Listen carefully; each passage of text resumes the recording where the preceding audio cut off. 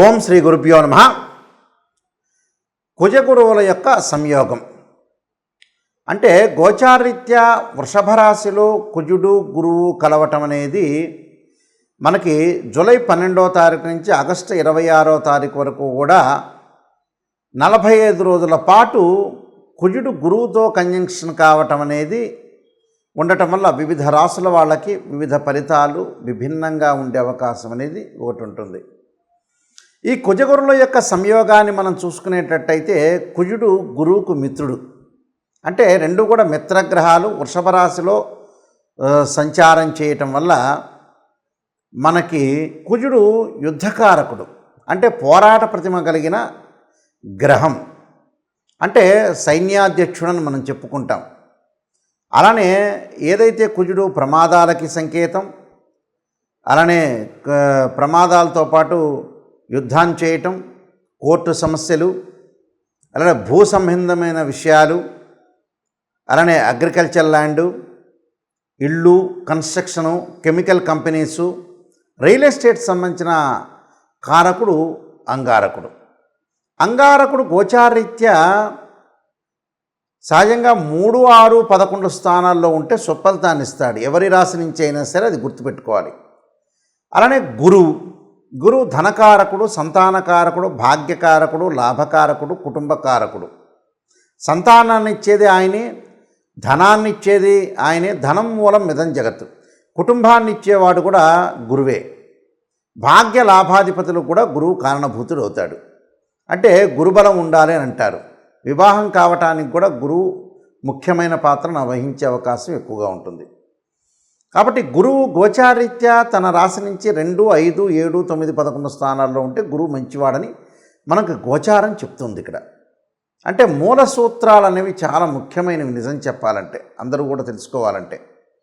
మరి కుజుడు గురువు శుక్రరాశిలో వృషభ రాశిలో సంచారం చేయటం వల్ల ఏ రాశుల వాళ్ళకి 45 రోజుల పాటు బాగుంటుంది అనేది మనం తెలుసుకోవాలి. దాన్ని బట్టి మనకి ఫలితాలు అనేవి గోచారరీత్యా ఫలితాలు కొన్ని మారిపోతూ ఉంటాయి. మీనరాశి వాళ్ళకి కుజగురువుల యొక్క సంయోగం అనేది వృషభ రాశిలో ఉండటం వల్ల తృతీయ స్థానంలో కుజుడు గురువు యొక్క ఫలితం అనేది ఏ విధంగా ఉందో ఒకసారి మనం చూద్దాం. తృతీయ స్థానంలో కుజుడు యొక్క ఫలితం వల్ల అన్నీ కూడా అనుకూలమైన వాతావరణం, ధనధాన్య వృద్ధి కలిగే అవకాశం ఉంటుంది. ఉద్యోగస్తులకు ప్రమోషన్లు, భూ సంబంధించిన విషయాలు పరిష్కారం కావటం, గృహ నిర్మాణం చేపట్టే అవకాశాలు, అలానే ఆలోచన సరళిలో కొన్ని మార్పులు, రైతులకు అనుకూలంగా అయిన వాతావరణం, ప్రతి దానిలో కూడా ఆసక్తికరమైన వాతావరణంతో పాటు అనేక కష్ట నష్టాల్లో ఉపశమనం లభించే అవకాశం ఉంటుంది.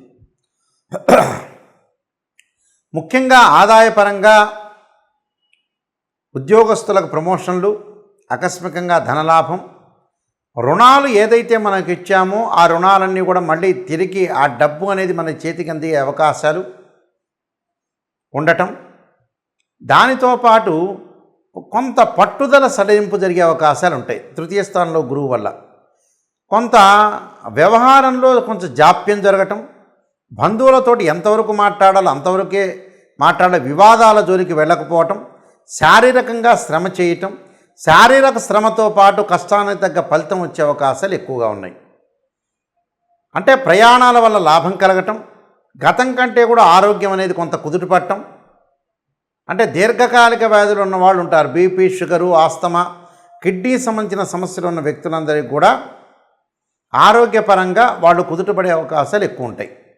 వాహన సౌఖ్యం, వాహనాలు కొనుగోలు చేయటం కానీ, వాహనాల మీద వెళ్ళటం కానీ, తీర్థయాత్రలు, పుణ్యక్షేత్రాలకు వెళ్ళటం జరిగే అవకాశాలు, ఆధ్యాత్మిక కార్యక్రమాలు, తీర్థాలు, అలానే సముద్ర స్థానం, నదీ స్థానం చేసే అవకాశాలు, కొంత వాళ్ళకి కోపము, ఆవేశం కూడా పెరుగుతుంటుంది. కానీ కోపాన్ని, ఆవేశాన్ని కొద్దిగా తగ్గించుకోవాలి. కుటుంబ జీవితం అనేది ఆనందంగా ఉంటుంది. కుటుంబ సౌఖ్యము, కీర్తి ప్రతిష్టలు, వృద్ధి, మనోనిబ్బరము, సంతృప్తికరమైన జీవితం, మీ ప్రవర్తనలో కొంత మార్పులు, కోర్టు సమస్యలు పరిష్కారం కావటం, అన్నదమ్ముల మధ్యలో సఖ్యతగా బాగా ఉండటం, సంతానం పరంగా అభిప్రాయ భేదాలు, ఆలోచన సరళి పరంగా లాభము, అధికంగా ధనలాభం కలిగే అవకాశం, బంగారు ఆభరణాలు కొనుగోలు చేయటం, వృత్తి ఉద్యోగ రంగాల్లో అభివృద్ధి, శత్రువు, రుణాలు, రోగాలు పరిష్కారం కాబడే అవకాశాలు ఎక్కువ ఉంటాయి. అంటే వీటన్నిటిలో కూడా కొంత అనుకూలమైన విషయాలు జరిగే అవకాశం ఉంటుంది. అంటే విముక్తి జరుగుతుంది, అంటే శత్రువుల ద్వారా విముక్తి జరుగుతుంది, రోగాల ద్వారా విముక్తి జరుగుతుంది, రుణ బాధలు కూడా తగ్గించుకుంటారు, కొత్త నూతన బంధాలు పుంజుకునే అవకాశాలు ఉంటాయి. అలానే సంతానం లేని వారికి సంతానం కలగటం, ఉద్యోగంలో ప్రమోషన్లు, సంతృప్తికరమైన వాతావరణం, నూతన వ్యాపారాలు ప్రారంభం చేయొచ్చు, తప్పేమీ లేదు. ఇందులో అనేక కష్టాల నష్టాల నుంచి ఎంతో ఉపశమనం లభించే అవకాశాలు ఎక్కువగా ఉంటాయి. అంటే విదేశాలకు వెళ్ళే అవకాశాలు కూడా ఉంటాయి. అంటే అన్నీ కూడా సమస్యలన్నీ కూడా కొంత పరిష్కారం జరుగుతాయి. కానీ డబ్బును కొద్దిగా పొదుపు చేయటంలో ఆలోచన చెయ్యాలి. ధనధాన్య ప్రాప్తి జరుగుతుందన్న మాత్రాన డబ్బును విచ్చలవిడిగా ఖర్చు చేయటం కాదు. విచ్చలవిడిగా ఖర్చు చేయకుండా మనోనిబ్బరంతో, లౌకిక విధానంతో అందరితో మాట్లాడి ప్రతి పని కూడా పరిష్కారం చేసుకొని ముందుకు వెళ్తేనే జీవితం అనేది సక్సెస్ అవుతుంది. అదొక్క విషయాన్ని మటుకు మీరు గమనించాలి. డబ్బులు ట్రాన్సాక్షన్స్ చేసేటప్పుడు కూడా ఎవరికి పడితే వాళ్ళకి ఇవ్వద్దండి. డబ్బుల విషయంలో కూడా కొన్ని వివాదాలు వచ్చే అవకాశాలు ఉంటాయి. ఆర్గ్యుమెంట్స్ జరగకుండా మధ్యవర్తిత్వం అనేది పనికిరాదు. కాబట్టి వృధా కలహాలు, అలానే అధికారుల మన్ననలు పొందే అవకాశాలు ఉంటాయి. అలసత్వము, కొంత కీర్తికి కొంత మసకబడే అవకాశం ఉంటాయి. అంటే అగౌరవపడవద్దండి. అంటే మనం మధ్యవర్తిత్వం వెళితే అగౌరవపడే అవకాశాలు ఎక్కువగా ఉంటాయి. కాబట్టి సర్వకార్య సిద్ధి జరుగుతుంది. కానీ మనం ఆలోచన సరళిలో కొన్ని మార్పులు చూసుకొని జాగ్రత్తగా చేసుకొని మధ్యవర్తిత్వం లేకుండా ఆశించిన ఫలితాలు వస్తాయి. గృహంలో శుభ కార్యక్రమాలు నిర్వహణ చేస్తారు. ఈ విషయాలన్నీ కూడా కొంత శ్రద్ధతో నేను చెప్పిన పరిహారాలు చేసుకోండి, మీకు మంచి శుభఫలితాలు జరిగే అవకాశం ఖచ్చితంగా ఉంటుంది. ముఖ్యంగా ఈ రాశి వాళ్ళు ఏమి చేయాలంటే కొన్ని పరిహారాలు చేసుకోవటం చాలా మంచిది. ఈ రాశి వాళ్ళు అంటే ఇంకా వృద్ధి చెందాలన్నా, మనకు బాగున్నా ఇంకా బాగుండాలి అని అంటే, మనం వృద్ధి చెందాలంటే అంగారకుడి యొక్క స్తోత్ర పారాయణం చేసుకోవటం ఒకటి. అంగారకుడి యొక్క స్తోత్ర పారాయణంతో పాటు ముఖ్యంగా వీళ్ళు చేయాల్సింది అంగారకాయుద్ధే శక్తి అస్తాయ ధీమే తన్నో భౌమ ప్రచోదయాత్ అనే మంత్రాన్ని, తత్పురుషాయుద్ధే మహాసేనాయ ధీమే తన్నో షణ్ముఖ ప్రచోదయాత్ అనే మంత్రాన్ని, 2 జంట సర్పాలను దానం చేయటం, రాహుకాలంలో దీపం పెట్టడం, అలానే సుబ్రహ్మణ్య స్వామి యొక్క ఆరాధన చేయటం చాలా మంచిది.